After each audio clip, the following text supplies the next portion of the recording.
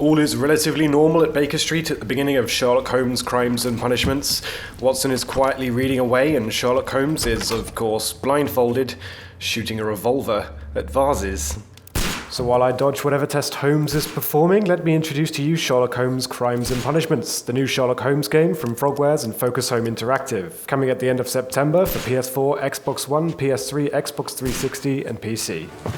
Holmes, will you stop that? Rest assured, this gameplay footage won't ruin any story elements, so allow me to introduce to you the first of 6 unique cases in Crimes and Punishments, as you follow my line of deduction towards selecting whom I believe committed the crime.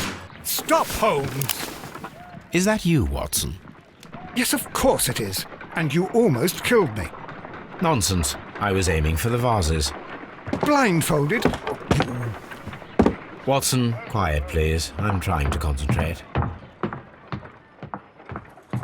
Fans of the original Sherlock stories will remember his ability to recognize a person by their gait. Ah, Lestrade. What is it this time? He can see me.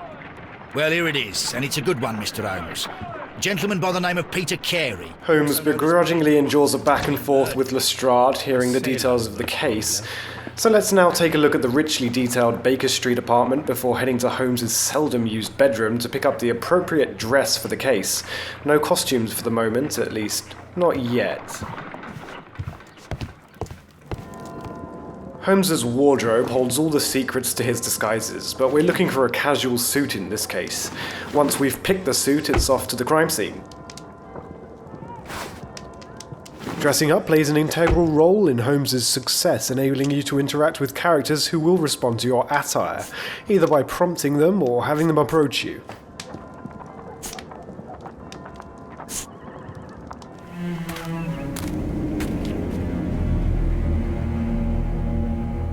Mr. Holmes, I'm over here. Come on. Created with Unreal Engine 3, welcome to the particularly beautiful garden of Mrs. Carey, who, unlike the perp, just can't seem to pin her husband down. Let's avoid the bureaucratic procrastination of the police and head straight to Mrs. Carey. I'm able to go into first person, useful for getting a closer look at your surroundings, or simply if it fits your playstyle a little better. Now let's meet Mrs. Carey and enjoy some of the voice acting in Sherlock Holmes' Crimes and Punishments. Inspector Lestrade, when will you remove my husband's body? It's sacrilegious to leave him here like this. As soon as we can, Mrs. Carey, I assure you. Allow me to introduce you to Mr. Sherlock Holmes. He's a detective. No doubt you've heard of him. I'll wait for you in front of the cabin, Mr. Holmes. My condolences, Mrs. Carey. Thank you, Mr. Holmes.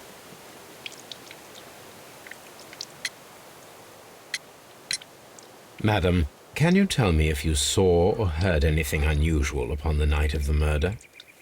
At 2 o'clock in the morning, I heard a terrible scream. But I thought nothing of it then. He would scream all the time when he was drunk. Do you remember at what time you found your husband's body? In the morning, at around 7 o'clock, I noticed the cabin door was open, but I didn't go in to take a look, for I knew my husband would not have liked it. But what do we know about Mrs. Carey? We're able to join certain dots together by closely examining each individual we meet. So allow me to introduce a rather beautiful mechanic that allows us to take advantage of Holmes' skills, picking what we feel are the most telling or most important aspects of the people in Crimes and Punishments, from clothing that contradicts their class to cuts, bruises and wrinkles, or objects that tell a story about themselves or their lives. Taking advantage of DirectX 11, let's take a close-up look at Mrs. Carey.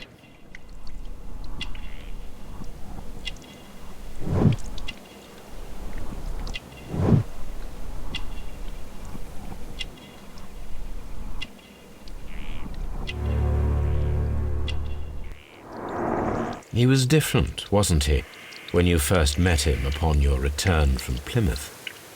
Yes, Mr. Holmes. Oh, my goodness, but how do you know about that?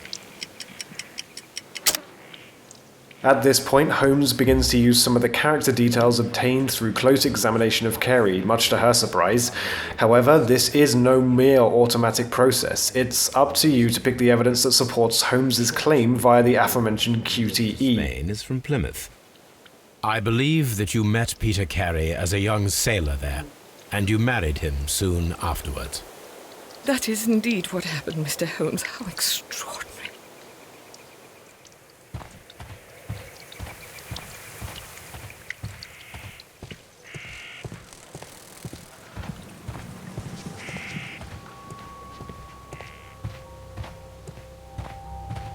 Peter Carey's body is inside the cabin. A little later on, we've head just outside the scene of the crime where we meet Lestrade, ready to enter the cabin. The door is locked.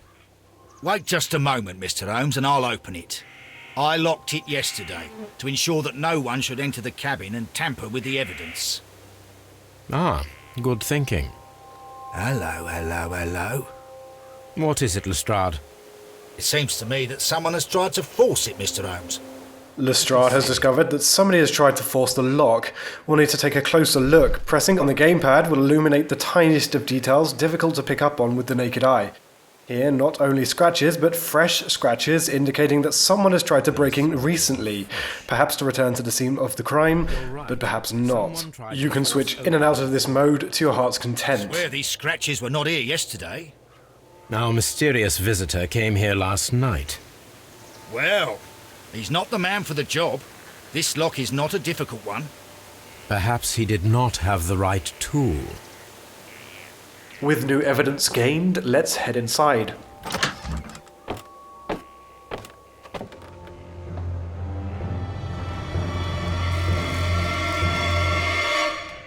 What a terrible way to die.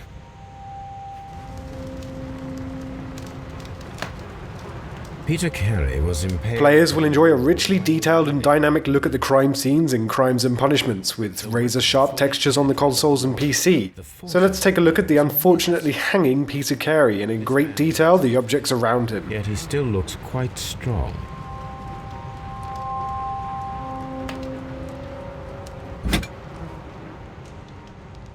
This blood is from the pool underneath the dead body. Heading down, we see a knife covered in blood and a notebook. Let's see if there's any useful information on either. Defend himself with this knife, but he did not succeed.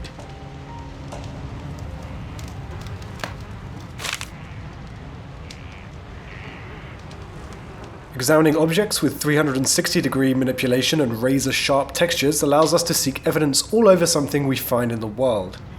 The pattern of the blood stain indicates that the notebook was not lying on the floor prior to the crime, but it was dropped into the pool of blood after the death of Peter Carey.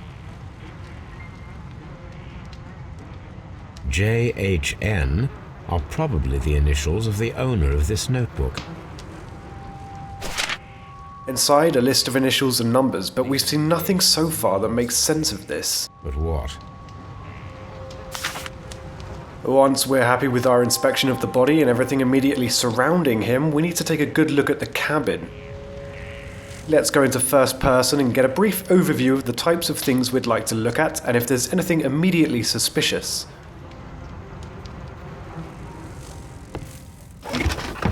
This chest contains Carey's belongings, including a pair of boots that may fit the footprints outside, which I didn't show you.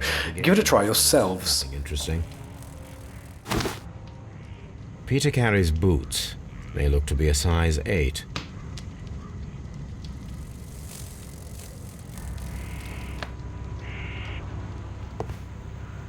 The ship's logs of the Sea Unicorn for the years 1878 to 1884. Peter Carey was her captain. A rather empty-looking shelf with some whale's teeth perched to the left. Faintly, I can see there was a chest here from the cleaner area underneath where it would have sat. Let's take a closer look. Expanding on what I spotted, Holmes takes an educated guess at the size and nature of the chest. This place is not covered with dust, like the rest of the shelf. An object was taken from here. It was larger than a book, a box or a small chest, perhaps.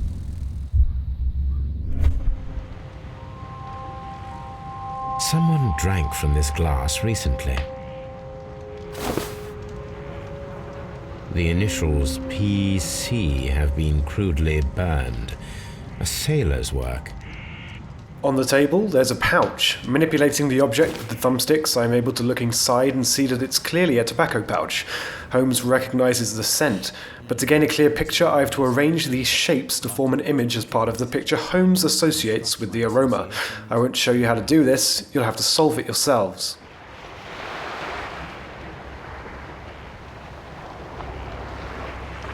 Of course, I haven't shown you all the evidence in the cabin, only a selection required to follow my train of thought throughout the case. Armed with this new information, let's go and talk to Mrs. Carey again and update her on our investigation.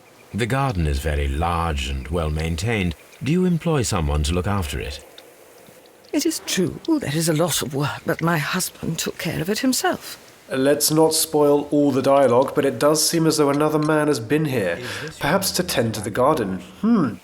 I'm not sure. It might be, but he hadn't smoked in a very long time. Well, moving on, we can start to join the dots and associate clues and evidence. Welcome to the deduction space. This area contains all pertinent information, evidence and clues, and mental notes of Holmes' possible reasonings, ideas and conclusions. 2 clues equate to a deduction, and a deduction may lead to a task, allowing you to move on in the case. Our association has led to a task. We must ambush whomever was ill-equipped to break in and retrieve his notebook, assuming he will return tonight.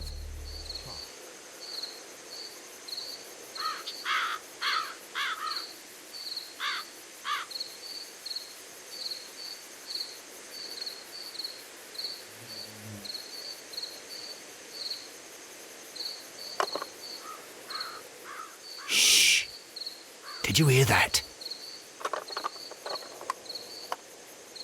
A noise, and hey presto, a new suspect. A suspect who was certainly at the scene of the crime, as evidence suggests, but now we need a motive, despite Lestrade's eager temperament. There's someone there. I'm gonna collar him. I'll be right behind you. All right, my fine fellow. Who are you and what are you doing here? You're detectives, I suppose. You imagine that I'm connected with the death of Captain Carey. I assure you I'm innocent. Innocent? And what are you doing in his cabin? Shall I tell you? You came to retrieve what you had lost after killing Peter Carey, but we were here waiting for you. What is your... Use the loading screens to review case files or peruse deductions.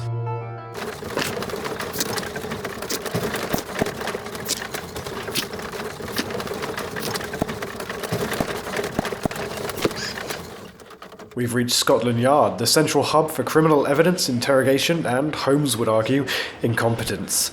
With each case, we must review the collected physical evidence and interrogate the suspects. Can I help him? Good morning, Constable.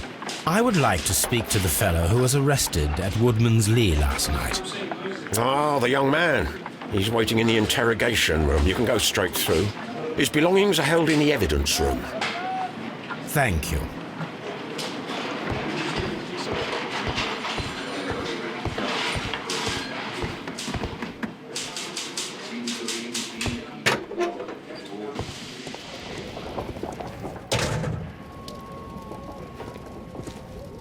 These are the suspect's belongings. Let's take a look at what we've collected so far. A second examination often yields further information, especially after an interrogation, and new information can arm us with pertinent information required to catch out a potential liar. A handkerchief with the initials JHN. Along with what we've collected are the suspect's belongings, in this case a ring and handkerchief matching the initials of the notebook. From R. Dawson.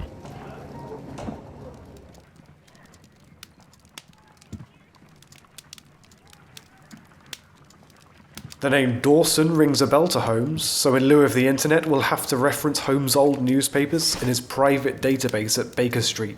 It would of course make sense to collect all available information before interrogating the suspect, but thanks to the strength of iron bars he isn't going anywhere, so feel free to visit each location in the game as thoroughly as you like. Here it is. With that done, it's time to interrogate our friend. Let's see if his side of the story matches with what we've concluded thus far. I have heard the story of Dawson and Nelligan, the West Country bankers. Yes, Joshua Nelligan was my father. I am aware that it had a bad ending. When the bank failed, it ruined half the families of Cornwall, whereupon Joshua Nelligan disappeared. To the right is listed all of the features you've to spot in order to complete a character portrait. If stuck, you can exit, hoping that what you've spotted so far will be enough, but the more information you collect, the more you have to confirm or contradict the suspect's story. Certainly, Nelligan's expensive jacket, sloppily patched together, and the cuts on his hands, including the gold ring, indicate that Nelligan is a worker who somehow seems to be in possession of a few items he could clearly not afford.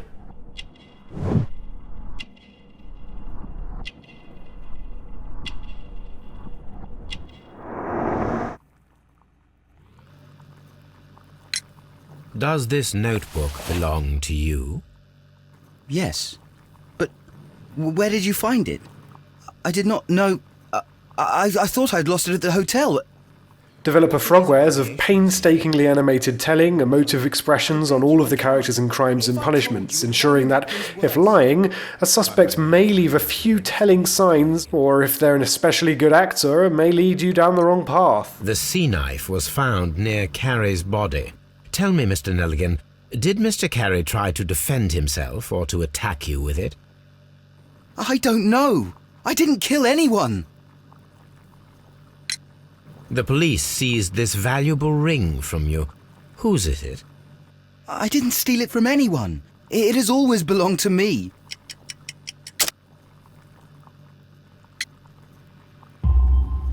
The ring's date of engraving is many years ago.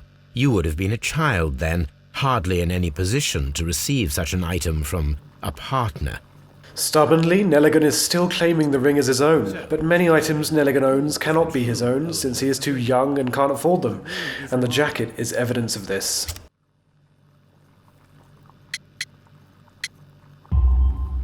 No, Mr. Nelligan. I believe that the ring had belonged to your father. Oh, but how do you know? The jacket you are wearing is made of an expensive fabric that only a man of exceptional wealth could afford. You do not seem to me to be a rich man, Mr. Nelligan. Furthermore, the garment is ill-fitting. It is quite clear that it belonged to someone else, most probably your father. With your father gone and taking with him the family's wealth, as a little boy you had to find yourself a manual job, and it was most probably cleaning fish. You cut your hands often while working. I can tell from the scars. I'm speechless, Mr. Holmes. It all happened exactly as you say. We conclude that Nelligan certainly did break in to retrieve his or his father's notebook, which may prove that Nelligan is the murderer. However, there is still one question that must be asked. Could Nelligan muster the strength to harpoon a man to a wall? This, with aid of Watson, requires an experiment. A spot of whaling, Watson? Would you care to take part? Are you serious?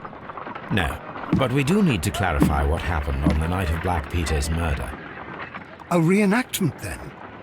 Is something bothering you? The sailor's knife, Watson. Why was it on the floor? Peter Carey attempted to defend himself? It is possible, but if that is the case, then it alters many things. I don't quite follow you. Tell me, my friend, what is the animal closest to man, morphologically, I mean? Holmes, you should aim for the mark in order to perform the most reliable test. This is one of the many contextual minigames in Crimes and Punishments. Here we have to gauge the required strength to pierce a man's body with a harpoon.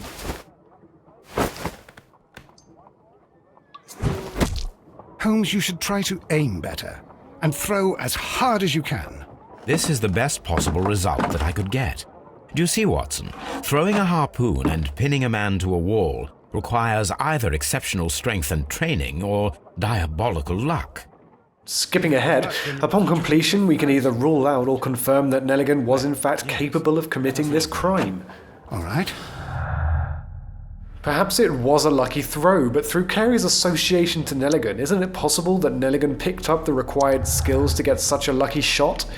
Let's head back to the crime scene and rediscover some evidence we've been able to interact with thanks to new information uncovered through interrogations.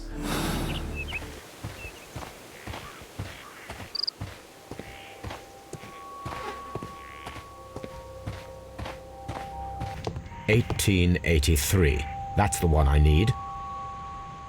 This is the crew list of the Sea Unicorn. Log notes for June. Nothing unusual. Log notes for July. Nothing special. Log notes for August. These pages have been torn away. An incident happened in August, and the pages have been torn out. Perhaps something between Carey and Nelligan's father? Remember, there are more suspects to interrogate and more locations to visit in this case. There's more evidence and more to find. How about Hurtley, the gardener? Reaching your ultimate conclusion is a matter of choosing conclusions that best fit the assumptions you've made throughout examining all the details of the case. There are multiple suspects for every case, and you'll only be able to follow them to a conviction if you've found the evidence required to implicate them. Miss out on valuable evidence, and you may find it impossible to convict the right suspect. As the picture grows clearer, you will eventually be presented with an ultimate conclusion, a perpetrator who you must either absolve by showing some understanding as to the reasons behind his supposed actions, or condemn by handing him over to Lestrade. However, it is entirely possible to condemn or absolve the wrong person. You will only be able to convict or absolve one suspect per case. It isn't necessary to gather every clue in the game to progress, but different clues will lead to different conclusions, ultimately leading to a suspect.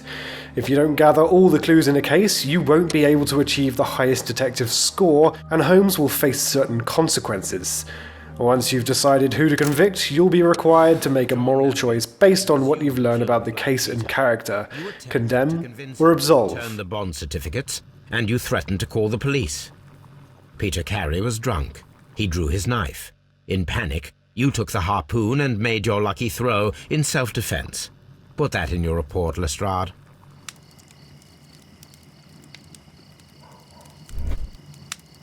With more cases come more skills, such as the imagination skill, which allows us to piece together a chain of events by chronologically arranging a sequence by selecting the most plausible order of events.